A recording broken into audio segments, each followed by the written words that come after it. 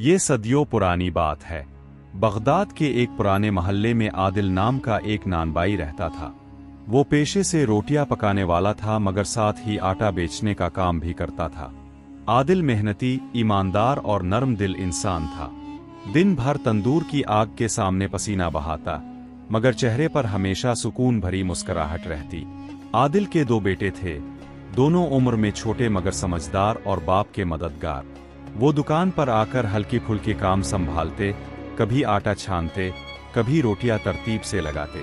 عادل اپنے بیٹوں سے بہت محبت کرتا تھا، چاہتا تھا کہ وہ زندگی میں وہ مقام پائیں جو اسے نصیب نہ ہو سکا۔ اکثر دل میں سوچتا، میرے بچے علم حاصل کریں، اچھی تعلیم پائیں اور کسی معزز پیشے میں لگے تاکہ ان کی زندگی آسان اور روشن ہو۔ اسی سوچ کے تحت وہ روزانہ اپنے بیٹوں کو قریب کے مدرسے بھیجتا، جہاں وہ علم حاصل کرتے۔ دن مہینوں میں اور مہینے سالوں میں بدل گئے۔ وقت نے اپنا اثر دکھایا اور عادل کا جوان جسم اب کمزور پڑ چکا تھا۔ اس کے بال سفید ہونے لگے، ہاتھوں کی رگیں اب پہلے جیسی مضبوط نہ رہے، مگر دل میں بچوں کے لیے محبت اور امید کی چنگاری اب بھی روشن تھی۔ اب اس کے دونوں بیٹے جوان ہو چکے تھے۔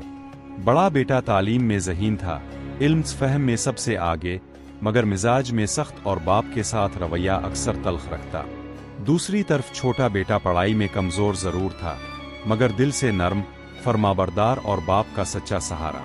وہ دکان کا کام بھی سنبھالتا، گھر کے امور بھی دیکھتا اور عادل کی خدمت میں کبھی کوتاہی نہ کرتا۔ وقت گزرتا گیا اور ایک دن بڑے بیٹے نے کہا، ابا، میں بغداد میں حکمت کی دکان کھولنا چاہتا ہوں۔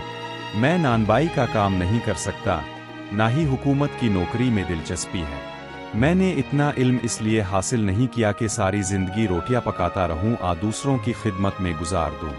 یہ سن کر عادل کے دل پر چوٹ سی لگی۔ وہ خاموش ہو گیا مگر آنکھوں میں درد اور سوچ کا سمندر لہرانے لگا۔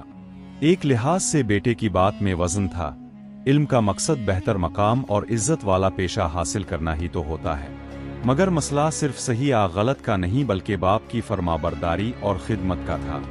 آخر عادل نے کئی راتوں کی بے خوابی اور سوچ بچار کے بعد ایک بھاری فیصلہ کیا۔ اس نے اپنا گھر بیچنے کا فیصلہ کیا تاکہ بڑے بیٹے کا ارمان پورا ہو جائے۔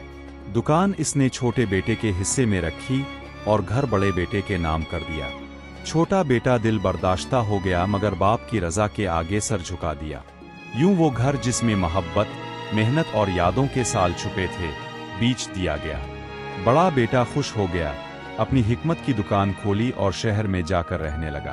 ابو تمام ذمہ دارہ برآء، باپ کی خدمت، دکان کا کام، گھر کا خرچ، سب کچھ، مگر وہ صبر کے ساتھ سب نبھاتا رہا۔ وقت گزرتا گیا، عادل بیمار اور کمزور ہو گیا۔ ایک دن اس نے بیٹے سے کہا، بیٹا، مجھے دوا اور آرام کی ضرورت ہے۔ بہتر ہوگا کہ تم مجھے اپنے بڑے بھائی کے پاس شہر لے جاؤ، شاید وہ میرا بہتر خیال رکھ سکے۔ چھوٹے بیٹے کا دل رنج سے بھر گیا مگر باپ کی بات مان کر اسے شہر لے گیا۔ بڑا بیٹا بظاہر خوش ہوا مگر کچھ ہی دنوں بعد طنز کے تیروں نے باپ کے دل کو چھید دیا۔ آخرکار ایک دن اس کی حالت نازک ہو گئی۔ چھوٹے بیٹے نے اپنی تمام جمع پوجی باپ کے علاج پر لگا دی۔ جب پیسے ختم ہو گئے تو اپنی دکان تک بیچ دی مگر باپ کی خدمت میں کمی نہ آنے دی۔ آخر وہ دن آیا جب عادل نے آخری سانس لی۔ چھوٹے بیٹے کی آنکھوں سے آنسو بہہ نکلے۔ سب لوگ آئے، جنازہ پڑا، تعزیت کی اور چلے گئے۔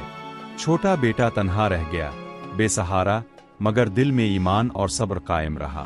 اس نے مزدوری شروع کی، اپنی دیانتداری اور اخلاق سے لوگوں کا دل جیتا۔ ایک تاجر نے اس کی سچائی سے متاثر ہو کر اسے اپنے کاروبار میں شریک کر لیا اور اپنی بیٹی کا نکاح بھی اسی سے کر دیا۔ یوں اللہ نے اس کے صبر کا صلہ دیا، وہ بغداد کا مشہور تاجر بن گیا۔ دوسری طرف بڑا بیٹا، جو علم پر غرور کرتا تھا، غلط فیصلوں کی وجہ سے قرض میں ڈوب گیا۔ آخر سب بھی جب وہ مزدوری پر مجبور ہوا تو چھوٹے بھائی نے اسے دیکھا، آگے بڑھ کر گلے لگایا، اپنے ساتھ رکھا اور عزت سے روزگار دیا۔ یوں صبر، خدمت اور سچائی نے چھوٹے بیٹے کو وہ مقام دیا جو علم اور غرور سے ممکن نہ تھا۔ یہ کہانی ہمیں یہ سبق دیتی ہے کہ ماں باپ کی خدمت میں ہی اصل کامیابی ہے۔ جو ان کے قدموں میں جنت تلاش کرتا ہے، اللہ اسے دنیا میں بھی سرخرو کرتا ہے۔ صبر آزمائشوں کی کنجی ہے، اور اللہ کے فیصلے ہمیشہ انصاف پر مبنی ہوتے ہیں، چاہے دیر سے ہوں مگر ہوتے ضرور ہیں۔